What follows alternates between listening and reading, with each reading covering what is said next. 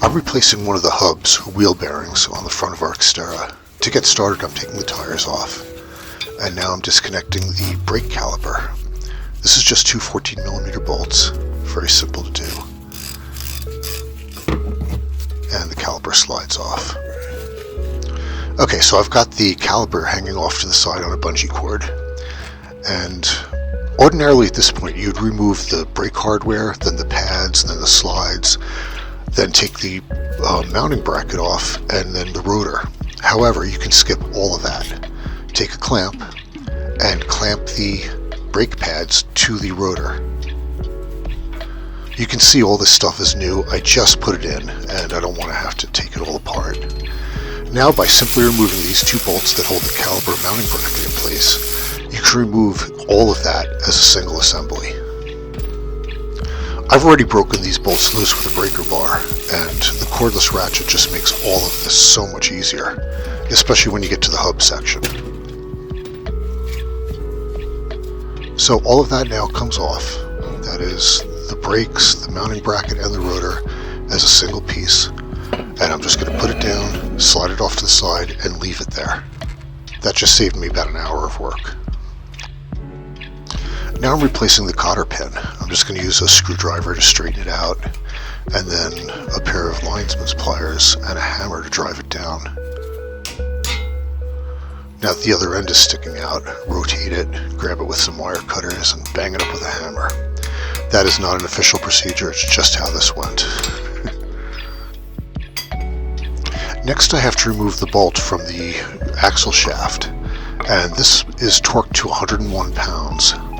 So I'm going to use this hammer to stop the rotation of the hub, and this CC impact gun is fantastic. Now I'm checking that the shaft can move inside of the hub. If it's frozen in place, you'll have to smash it back, but mine is moving. Which means it's time to remove the hub. There are four 17mm bolts that you can access through the back of the knuckle. It's a little bit tough to get in there. I'm using a breaker bar with a wobble extension on it.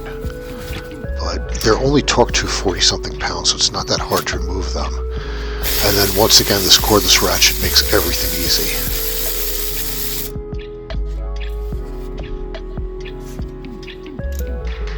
This is the breaker bar I'm using with the wobble extension on it, just so the socket can move a little bit. It gives you a little more flexibility trying to get it on the end of the bolt. This is the process for all four. Break it loose with the bar, and then take it out with the cordless.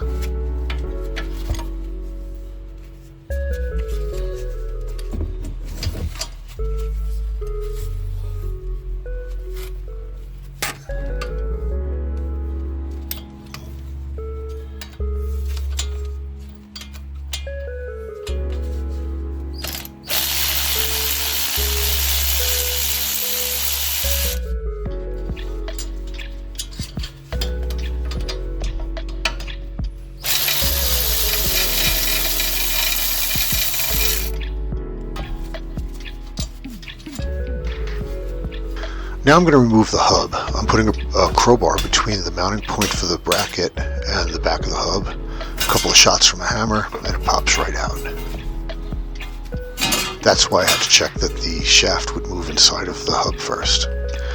Now the hub, the brake shield, and the wire for the ABS sensor come out. You can see the ABS sensor is new. I just put that in, and it did not clear up the trouble code, which is why I'm replacing the hub. It comes with the new hub as a single piece, but if you need to remove it, that's only a 5mm hex head, and then you can pop the sensor out of there with a screwdriver. It's pretty easy. This is the routing, and you see that little rubber thimble thing? That goes into a cast section on the knuckle that you can't really see from above, so it's good to know that it's there. And then the rest of it, the rubber pieces just slide into these little brackets. They slide in and out. You might have to pry the old one out, but they go in pretty easily. The routing just matches the old routing. And this is the connection to the wiring harness. You can remove this with just a screwdriver and some pulling. It's two pressed fittings that pop into two small holes there. It's hard to see the holes here because it's also dirty, but there, just below dead center, you can see the two underneath there. And those are the tabs that go into it. Otherwise, this can only get together one way. There's a slot on the bottom that only gives you a single orientation. And on top of it, there's this push tab and the lock pin. The lock pin grabs the other side of the wire, so if you push the tab down, you have to lower the pin enough that you can separate the two. That can be a bit of a bear. A screwdriver helps. So now I'm putting the 17mm bolts back in before I do anything else. It's very easy to get them in right now. I've cleaned up all the mounting surfaces, and the brake shield with the ABS sensor wire already through it can hang on those bolts. Just to point it out, you can see the little bracket that the rubber thimble goes onto through that hole, but it's hard to see otherwise, so it's good to know it's there. Now I'm just going to gently line up the splines and slide the hub onto the axle shaft and onto those 4 bolts.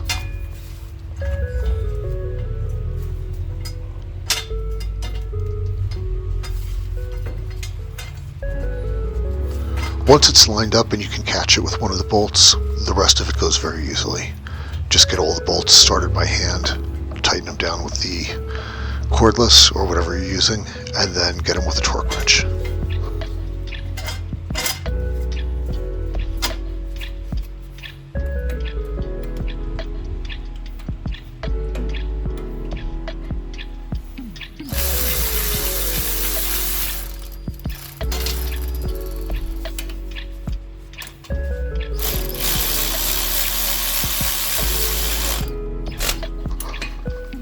This is where the clamp trick pays off.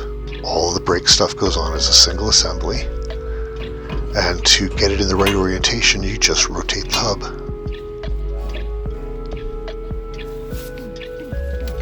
And from this point forward, it's simply the reverse of disassembly, beginning with the 2 caliber bracket mounting bolts.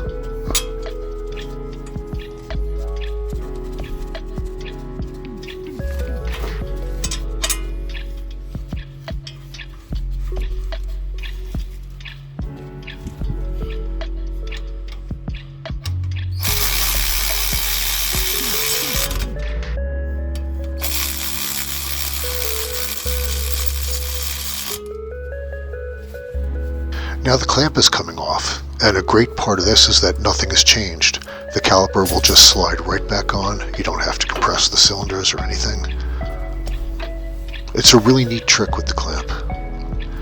And then you replace the 2 14mm bolts that hold the slide pins to the caliper.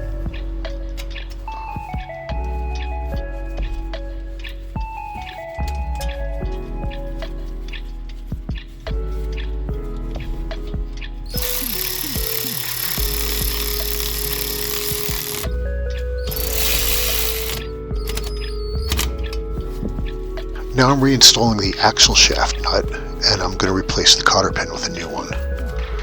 This gets torqued down to 101 pounds, and once again I'm going to use the hammer to stop the rotation, with limited success here.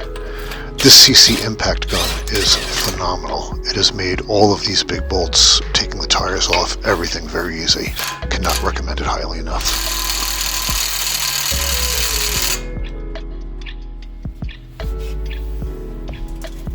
And now a new cotter pin. Never reuse these. Once they've been bent around, they tend to break, and they can break from just road shocks. I'm going to try to twist it around as well as possible to make sure it won't come out. And that's the last step aside from putting the tires on. You're done.